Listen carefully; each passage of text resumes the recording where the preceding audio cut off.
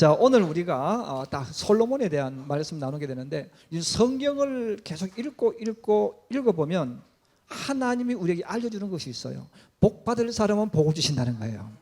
복 받을 사람은 복을 주시는데 사람들마다 다 복을 받고 싶어요.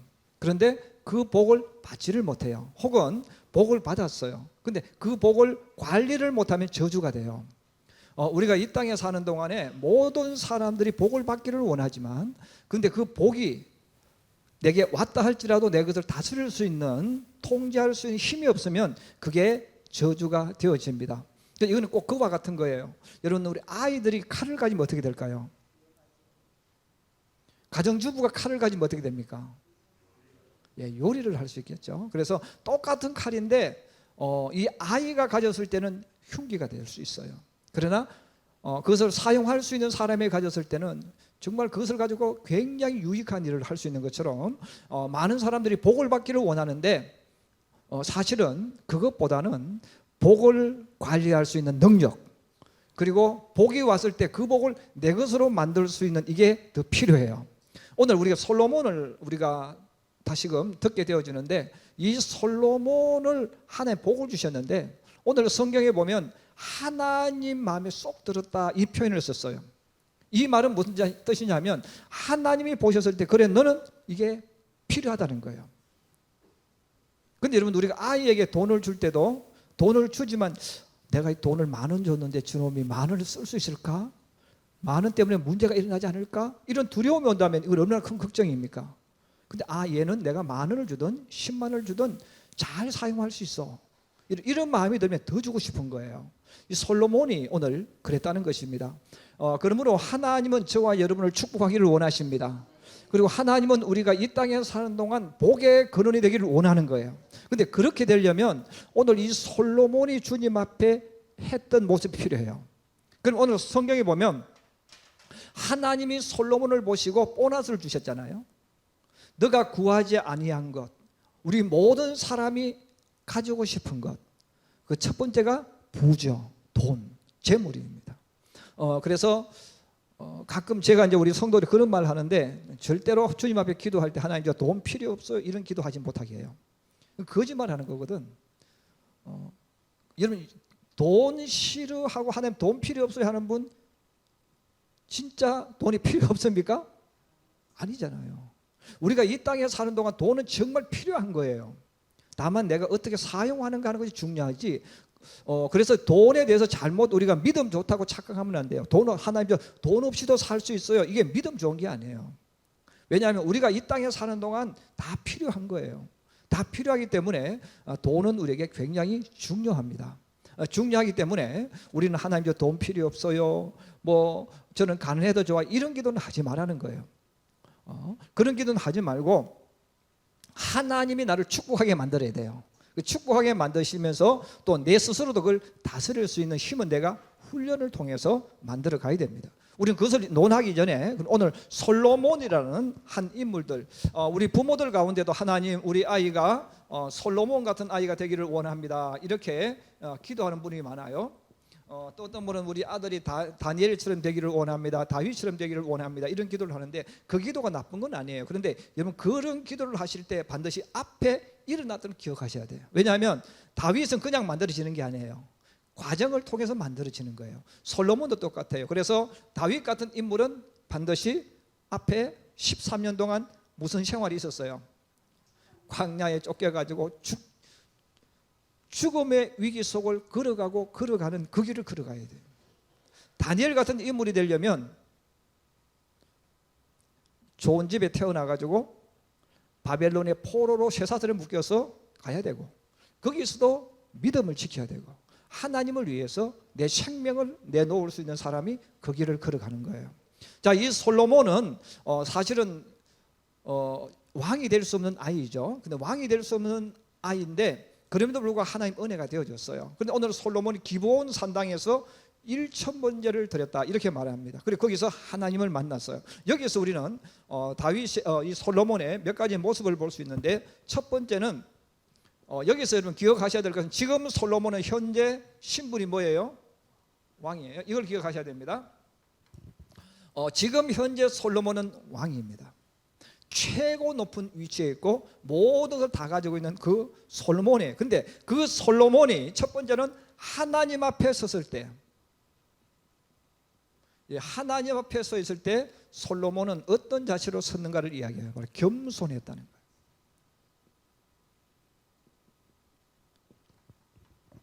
거예요. 우리는 이 겸손이라는 단어를 우리가 잘 아셔야 돼요. 겸손은 비굴한 게 아니에요. 겸손은 뭡니까? 그 왕 앞에서 나를 낮추는 거예요. 그 낮추는 이유는 뭡니까? 왕을 높여야 되잖아요. 그렇죠? 왕을 높여야 돼요. 왕을 높이고 나를 낮추는 거예요. 이거는 비겁하거나 비굴한 게 아니에요. 나는 철저히 나를 낮추고 그분을 높여줍니다. 바로 이 솔로몬이 하나님 앞에 섰을 때 바로 솔로몬이 가지고 있었던 가장 중요한 것이 뭐냐면 겸손이라는 거예요. 그 꿈에서 하나님을 만났어요. 하나님이 찾아오셨어요. 자, 그 하나님을 찾아오셨을 때 솔로몬이 하나님 앞에 자기를 뭐라고 이야기했어요? 나는, 저만 찾아보시면 어떻게 해요? 성경에 뭐라고 이야기했어요? 자, 우리 한번 보십시다. 솔로몬 앞에 솔로몬에게 하나님 찾아오셨을 때 7절입니다.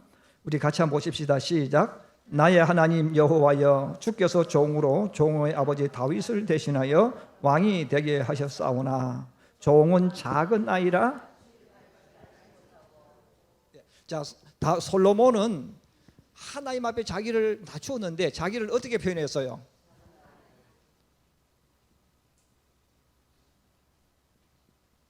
자, 작은 아이라고 했는데 이제 저는 어렸을 때부터 예수를 믿었으니까 옛날 성경에는 작은 아이를 뭐라고 불렀죠? 이렇게 썼죠. 작은 아이다. 소자라는 단어를 썼죠. 소자 어떻고 저쩌고 연속국에 보면 많이 나오죠. 작은 아이다. 여러분, 우리가 주님을 만났는데 하나님 앞에서 내가 여러분 잘난 척하면 하나님께서 나에게 뭘 주실까요?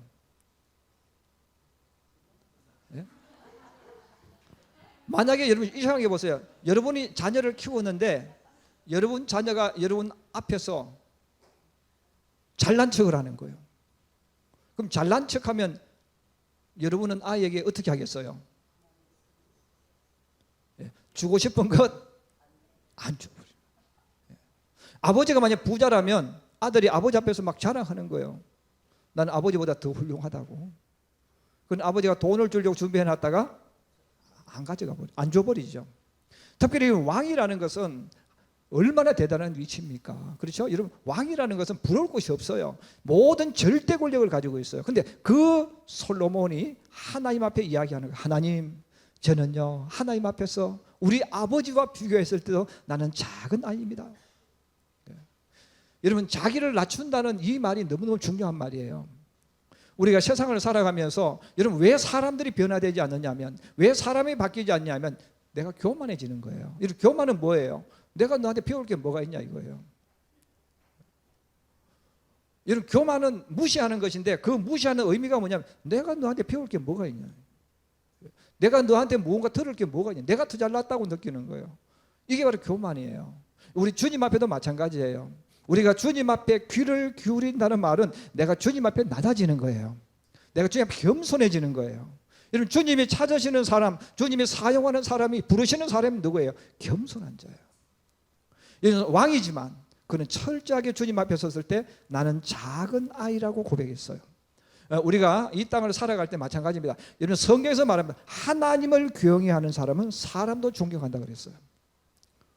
결국은 우리가 나는 교만하지 않아, 나는 겸손하다고 말하지만 그 사람이 사람과 사람 사이에서 내가 누구를 무시하는 행동을 하는 것은 나는 사실은 하나님 앞에 겸손한 사람이 아니에요.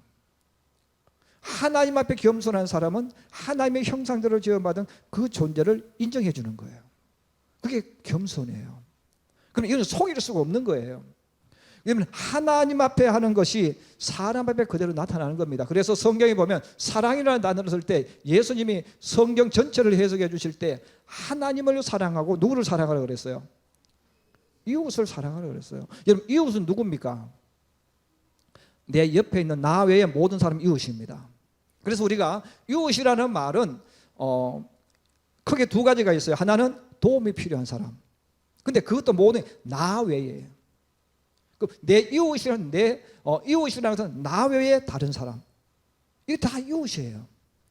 여러분, 그래서 내 자식도 엄마와 아빠의 관계, 아버지와 아들의 관계도 우리가 족보를 따져서 되는 부자 관계지만, 모녀 관계지만, 그러나 성경적으로 보면 나 외에 너기 때문에 결국 누굽니까? 이웃입니다. 그래서 이웃이기 때문에 내가 존중하고 낮추는 거예요. 그럼 하나님 앞에 그렇게 하는 사람은 다른 사람 앞에도 그렇게 한다는 거죠. 내가 하나님 앞에 교만하지 않다고 말할지 몰라도 다른 사람을 무시하고 업신여긴다면 이미 그 사람은 마음속에 이미 교만한 사람이에요. 왜? 다른 사람에게 하는 거 보면 알 수 있잖아요. 솔로몬은 왕이지만 하나님 앞에 철저하게 자기를 낮추었습니다. 그래서 주님 앞에 섰을 때도 하나님, 나는 작은 아이예요. 나는 부족한 아이예요. 나는 우리 아버지가 그런 위대한 일을 했지만 나는 그렇지 못했어요 하고 철저하게 자기를 낮추는 거예요. 여기서부터 신앙의 출발이 나가는 거예요. 두 번째는 일천번제예요.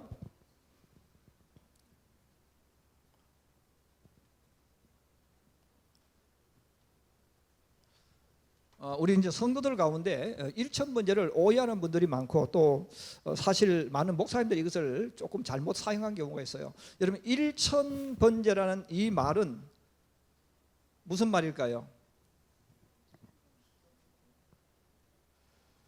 그럼 이제 번제라는 단어를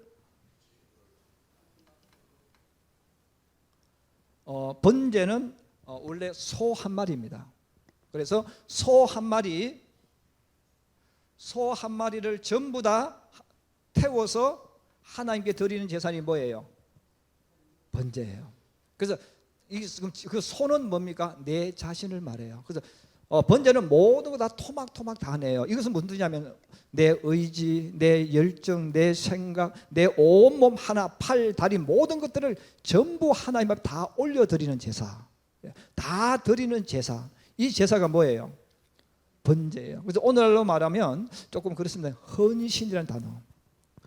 헌신한다는 그 말은 내 모든 몸을 누구한테 올려드리는 겁니까? 하나님 앞에 올려드리는 거예요. 이게 헌신이에요.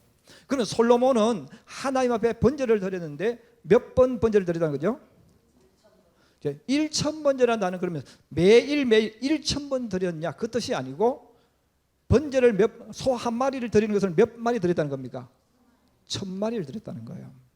그게 하루에 몇 번 드렸을 수도 있고, 그래서 하루에 몇 번씩 번제를 드릴 수가 있겠죠. 자, 몇 번 여하튼 소 1000마리를 하나님 앞에 드렸다. 이것은 무슨 뜻을 우리에게 이야기하느냐면 여러분, 소 한 마리를 한 번에 번제 드린다고 생각하면 그냥 우리는 뭐 쉽다고 생각하지만 제사장들과 그 다음에 그 성경에 보면 여러 많은 사람들이 짐승 소를 한 마리 잡습니다. 그럼 시간이 얼마나 많이 걸리겠습니까? 잡고 나면 또 다시 드리고 또 안수 기도하고 또 드리는 거예요. 이 솔로몬이 주님 앞에 드려진 이 제사는 무엇이 없으면 드릴 수 없냐면 성실하지 않으면 드릴 수가 없어요.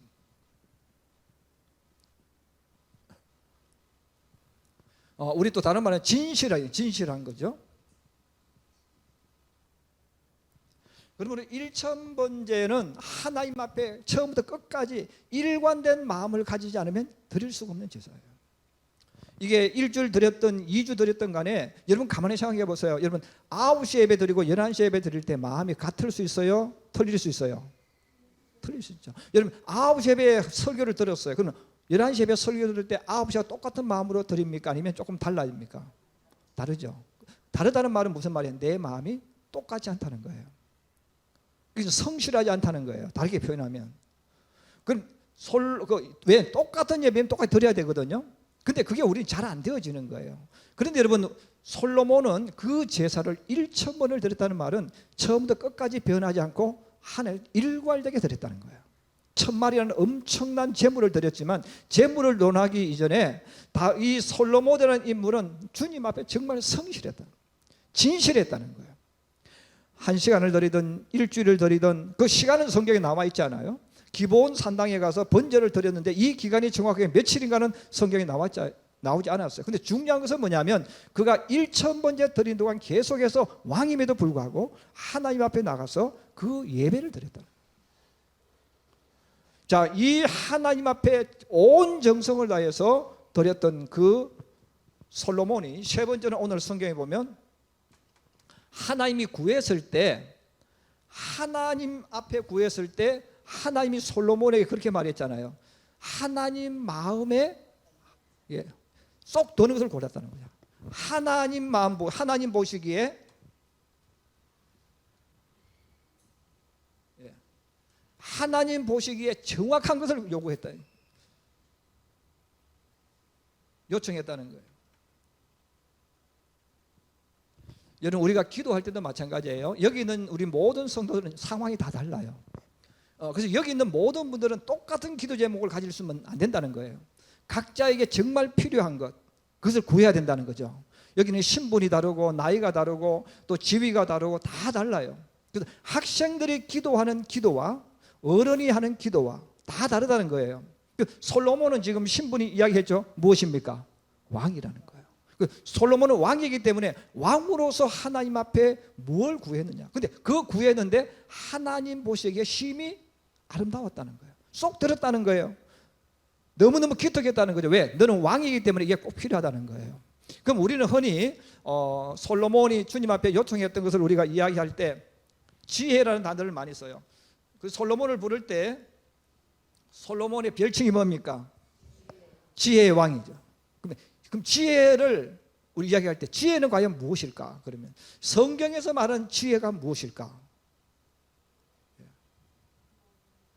지혜가 무엇일까요? 어떤 것을 지혜라고 합니까? 사실은 이건 정답은 없는 거예요. 여러분 그거 사전에 찾아보시면 여러 이야기를 해요. 그런데 그럼 성경에서 말할 때 지혜는 무엇을 이야기하는가를 알려주는데,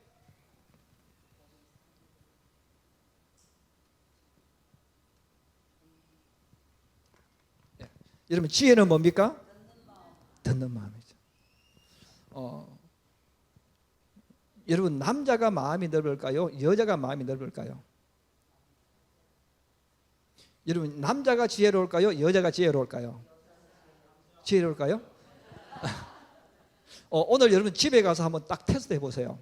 남편이 아내를 앞에 불러놓고 아내한테 잔소리를 한번 해봐. 당신은 뭐 어쩌고 저쩌고 한번 해봐요. 그랬을 때 아내가 끝까지 얼굴색 변하죠. 듣고 있는 시간이 얼마인지.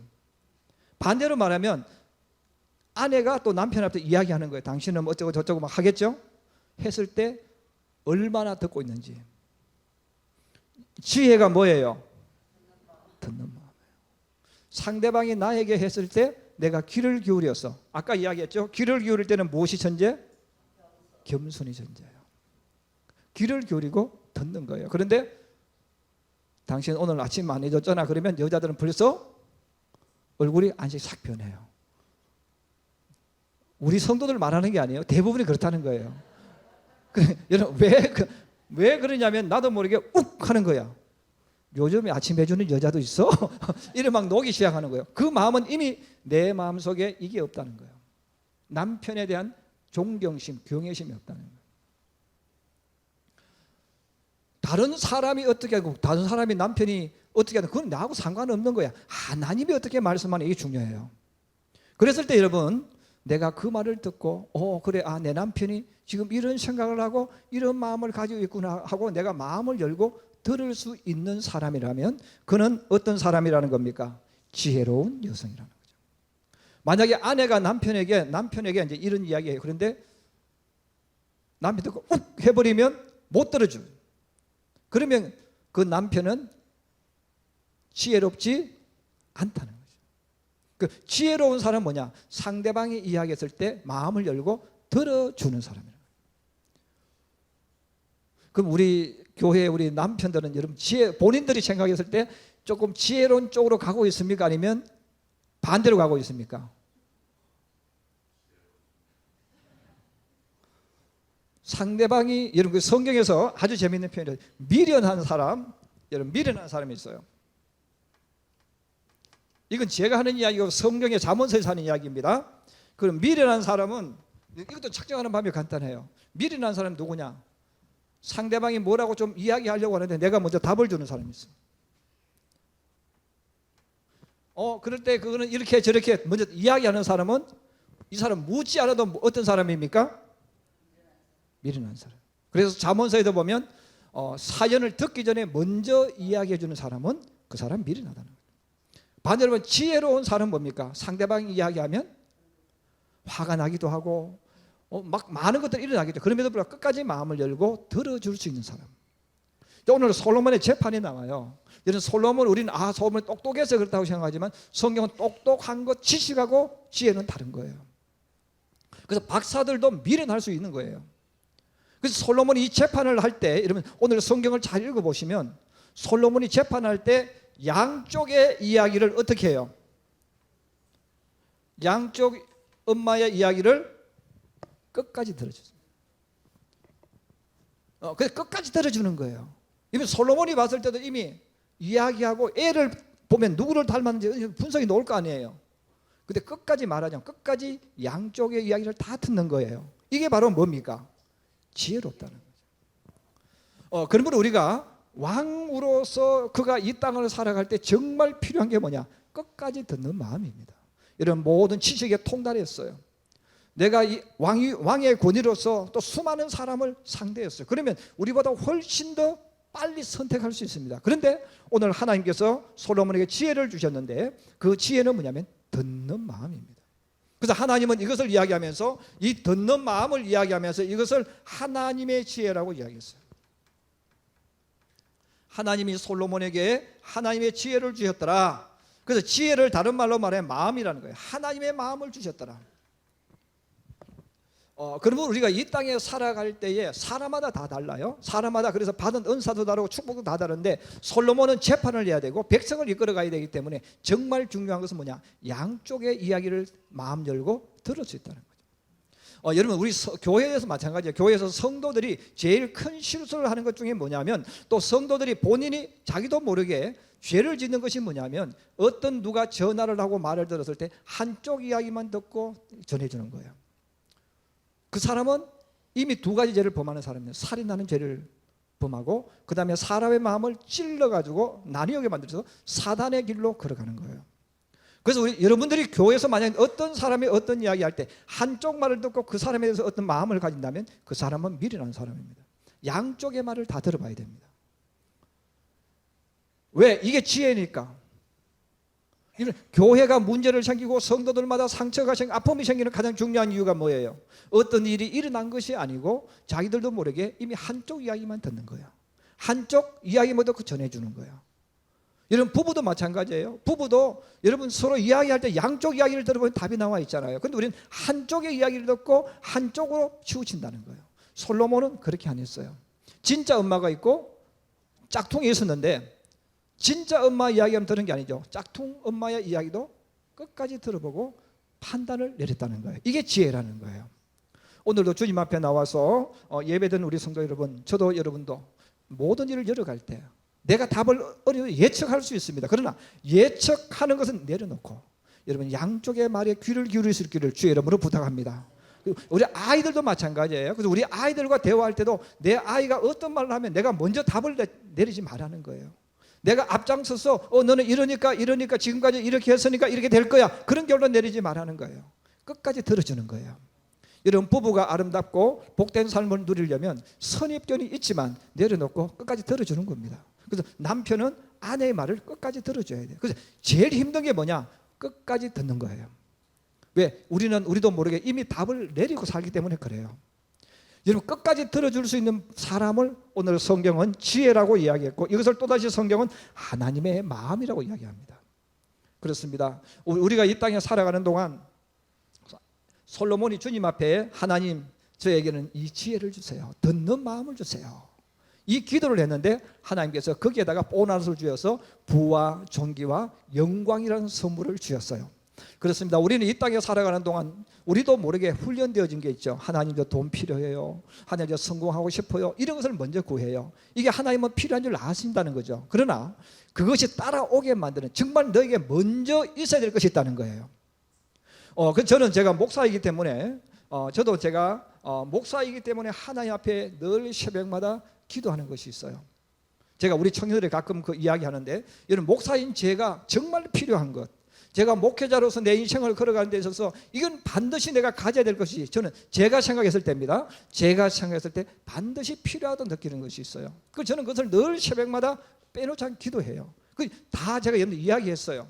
그것은 다른 것이 아니고 제가 목사이기 때문에 하나님 저에게 하나님의 마음을 주세요. 또 하나님의 지혜를 주세요. 하나님의 사랑을 주세요. 하나님의 권세를 주세요. 저는 이 네 가지를 항상 놓고 제가 기도해요. 왜 그러냐면 목회자는 이걸 가져야 되거든. 이것을 가지지 않으면 할 수가 없어요. 여러분 성도들이 와서 저한테 이야기할 때도 이쪽에 와서 이렇게 이야기하고 저쪽에서 이렇게 하면 제가 머리가 복잡해지잖아요. 양쪽을 다 들어야 되잖아요. 그럼 다 듣는 게 뭐예요? 하나님의 마음이고 하나님의 지혜고, 또 성도들과 어떤 일을 할 때도 제게 제일 필요한 게 뭡니까? 사랑이죠. 그들을 이해해주고 품어주고 안아주고 기다려주는 사랑이에요. 그리고 모든 일을 할 때는 권세가 필요해요. 권세가 없으면 함부로 막대하는 거예요. 목사님 저하고 놉시다. 그리고 와서 막 이렇게 해버리면 이게 목사의 좋은 것을 하나 잃어버립니다. 때로는 목사가 권세가 있어야 돼요. 그래서 여러분 목사는요, 성도들이 너무 편해도 문제가 생겨. 적절하게 어려움도 있고 또 때로는 적절하게 편해져야 돼요. 이게 권위예요. 그래서 목사가 권위를 잃어버리는 순간은 목회의 길을 못 갑니다. 그래서 성도들이 목사를 볼 때 여러분 만만하게 보면 목회를 할 수가 없잖아요. 어떤 일이 있을 때마다 목사님 저하고 좀 이야기 좀 해요. 그리고 목사를 매일 불러서 막 그냥 하수다르듯이 다뤄버리면 목회를 할 수가 없잖아요. 근데 성도들이 하나님께서 두려움을 주셔가지고 우리 목사님 만나면 난 무서워, 우리 목사님 만나면 내가 함부로 못해, 이런 마음이 오는 것은 내가 주는 게 아니라 하나님이 주셔야 된다는 거예요. 그래야 목회를 권위를 가지고 할 수 있잖아요. 저는 주님 앞에 늘 이것을 구해요. 여러분 저는 이것을 구하지만 또 여러분은 달라요. 여러분 다르기 때문에 오늘 솔로몬이 하나님 앞에 구했던 것 여러분 깊이 생각해 보시면서 정말 내가 이 땅에 살아가면서 내게 필요한 기도 제목, 내가 반드시 해야 될 기도 제목이 무엇일까 빨리 캐치를 하셔야 됩니다. 여러분 그것을 가지고 기도하면 주님이 물질은 보너스를 주세요. 여러분의 필요한 모든 걸 주님이 주신다는 거예요. 그리고 우리는 물질이 너무너무 중요한 시대에 살지만 순서는 하나님이 보셨을 때 필요한 것을 먼저 구해야 돼요. 그러면 주님은 물질은 보너스입니다. 그리고 영광도 보너스입니다. 이 주님이 주시는 거예요. 그래서 오늘 솔로몬의 모습을 한번 되돌아보면서 저도 여러분도 이 땅에 사는 동안 내게 필요한 것이 뭘까? 사업하는 내게, 장사하는 내게, 공부하는 내게 정말 필요한 것이 무엇일까? 이것을 깊이 생각하셔서 여러분 그 기도를 할 수 있기를 주의 이름으로 축복합니다.